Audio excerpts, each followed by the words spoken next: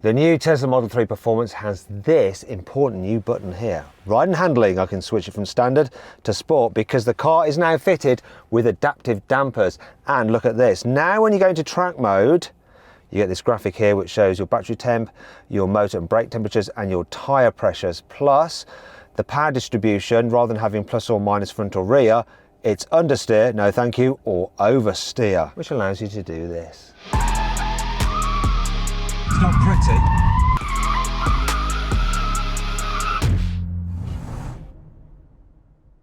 Tesla has given the new Model 3 Performance an uprated motor over the long-range model. So as with that car, you've got a motor on the front axle and the rear axle, but here you've got a beefier new rear drive motor which delivers more power, 460 horsepower from the combined system output. Plus, the car can deliver more peak power and more peak torque for longer than the old Model 3 Performance, and that should improve the launch times. Let's find out by heading to a runway. Tesla says this new Model 3 Performance should do 0 to 60 in 2.9 seconds. So I think they time it with foot rollout, and I don't have my specialist timing gear, so I'll see what I get. Ready?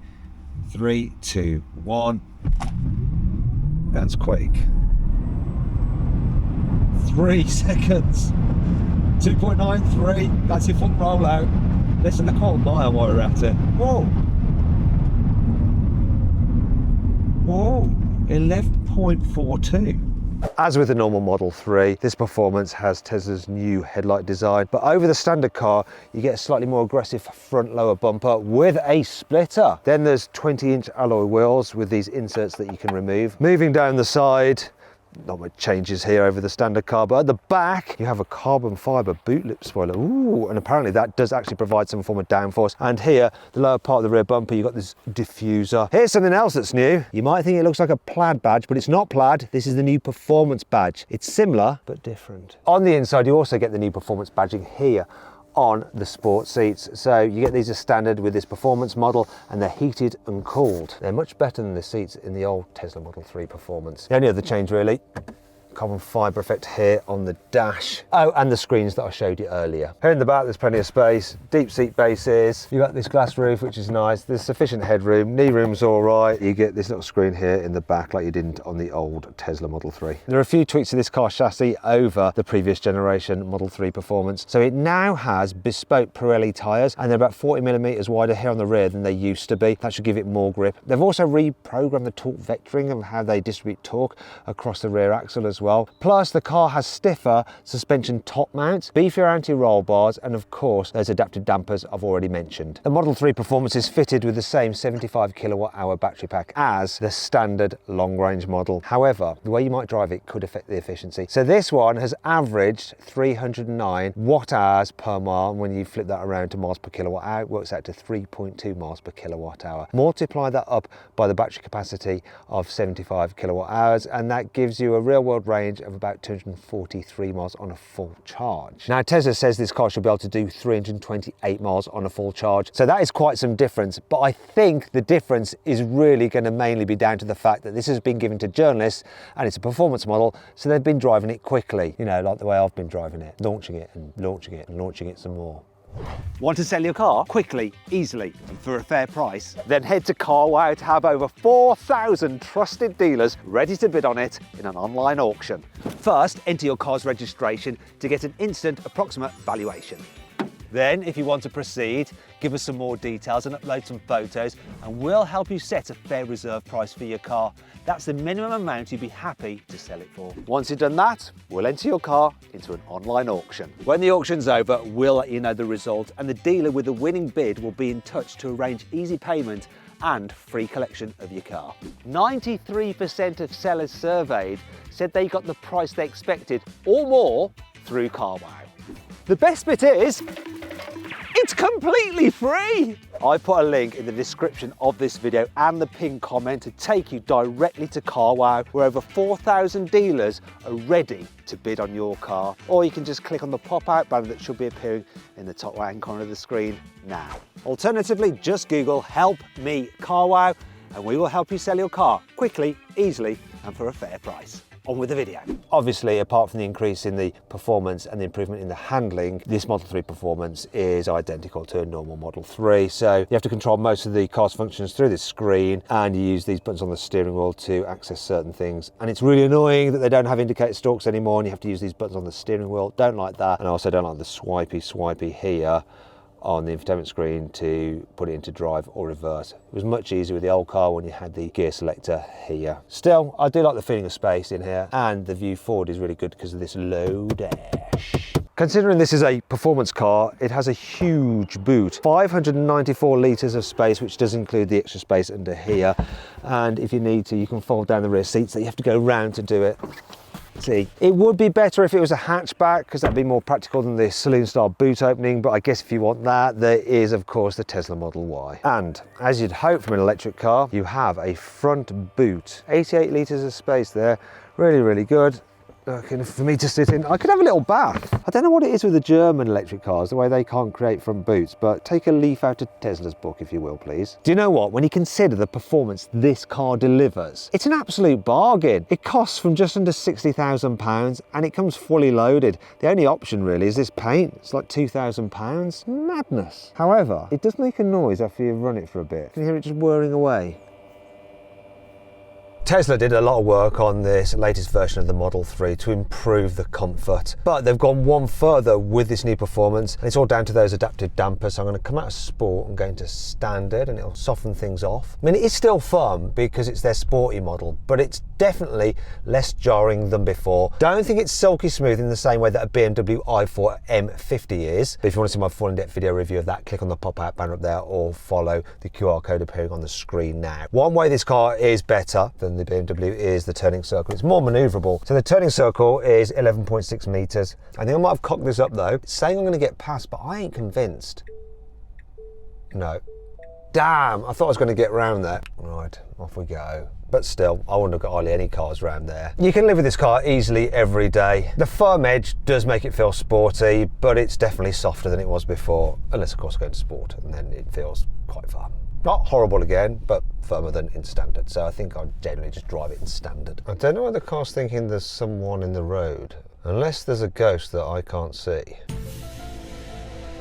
They're behind me, and a motorcyclist. There's no motorcyclist either, and that person's just walking along the side of me now. I'm just going to pull over and make sure that my cameraman hasn't put any cameras, which could be confusing the sensors. No, there was nothing there, so I can't figure out what the heck's going on. Anyway, let's go. There's another phantom person there, and there. So all these phantom. Look! Here's this person chasing me. This ghost is chasing me. So Tesla has one pedal driving. Lift off the accelerator, and the car will come to a complete stop like that. What I can do though is go into track mode, put regen all the way off. Now when I lift off, look, it's just coasting. And obviously you can just vary that completely and have it exactly as you want it, but only in track mode. And when you're in track mode, the suspension defaults to sport, so it'll be in the firmer setting. So you can't have full control over that while having your suspension in the softer setting. Quite like it though, look.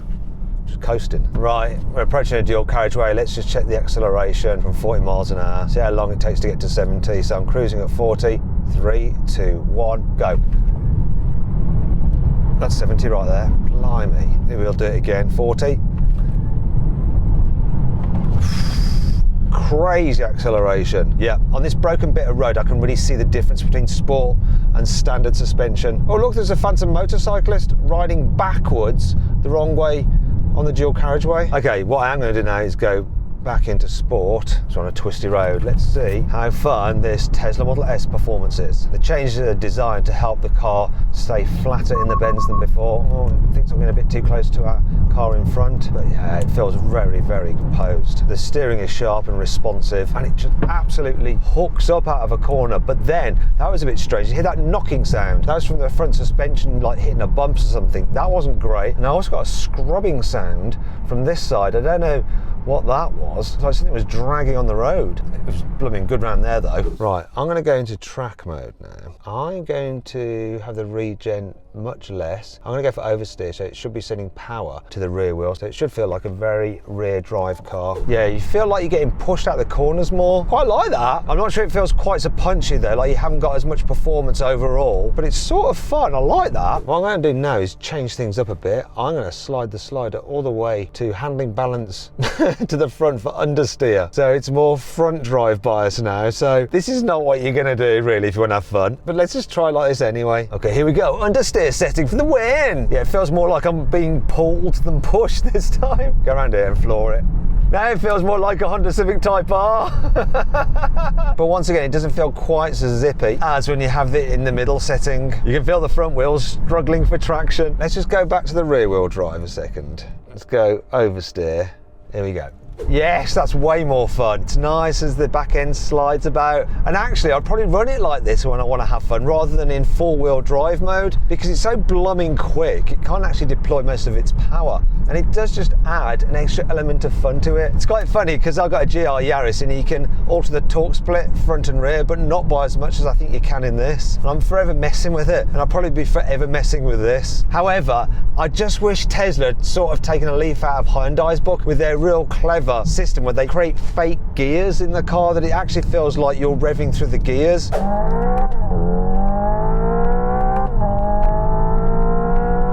Wish this had that feature as well, because that really does add to the engagement. I want to see if you actually reduce the amount of power when you move this slider around. So let's go do some acceleration tests. Oh, look, it's doing the motorbike thing. I've got a theory actually. Let me just check something. When I do that, I can see a camera there. Where's that camera? I didn't notice it earlier. Oh, look. Here's a real motorbike. It's coming up here. But what I didn't notice, obviously when I got out before, I had the door open like that and I couldn't see the camera there, and I think it might be interfering with this camera here, and it's just recognising this as having something travelling down the side of me. So let's take this off and see if we get that problem again. Bet we don't. Right, let's see. Any phantom motorbikes or people? No. So all of you people who might have been hating the comments going, oh, that sensor system's rubbish. No, it was the journalist that was rubbish. Yeah, that can sometimes happen when you put cameras on the outside of the cars. It can trigger the sensors, but no, it's all fine. Nothing weird happening. Probably spot this car now, look. Yeah, perfect. No weird people running around. Everything is good. What I'm going to do is set a baseline 0 to 60 time of this car in its insane mode, but not track mode, so normal four-wheel drive. So let's do it. 3, 2, 1, launch. Let's hook in. 3.3. So this surface is not as grippy as the runway that I filmed on earlier, but that's the baseline, 3.3. So what I'm going to do now is go into track mode, and then I'm going to put the handling balance neutral. See how quick it takes to go from 0 to 60 in neutral handling balance. So here we go. 3, 2, 1. Baseline 3.24. What I'm going to do now is send into oversteer mode. Let's see what that does. 3, 2, 1. 3.32. Same thing again, but the handling balance into understeer. 3, 2, 1, go. 3.35. All in all, it's pretty identical. Maybe this doesn't work how I thought it worked. It must be using the rear motor in order to be able to get that kind of performance figure. You couldn't get that from just the front motor. I am confused. I asked Tesla what was going on, and they explained that the latest track mode torque split system isn't designed to work with 100% throttle in a straight line. So even when you slide the bar to maximum, oversteer or understeer, both motors can still work in tandem to help give maximum performance when you floor the accelerator. That means you'll only feel the difference when cornering with anything less than full throttle. So then, what's my final verdict on the new Tesla Model 3 Performance? Should you avoid it? Should you consider it? Should you shortlist it? Or should you just go right ahead and buy it? Well, I reckon you should shortlist the Model 3 Performance. I mean, the amount of performance it delivers for the money, it's incredible. It's great value. Though, do you know what? Overall, something like a BMW M2 is more fun to drive. And really, if I was buying a Tesla Model 3, I'd probably just go for the long range version because you'll go slightly further on a full charge. It's quick enough, and it's £10,000 cheaper. I hope you'll enjoy the video. If you did, give it a like. If you want to watch some other videos, click on the video windows. And if you want to sell your car the easy way, just click on the CarWow logo.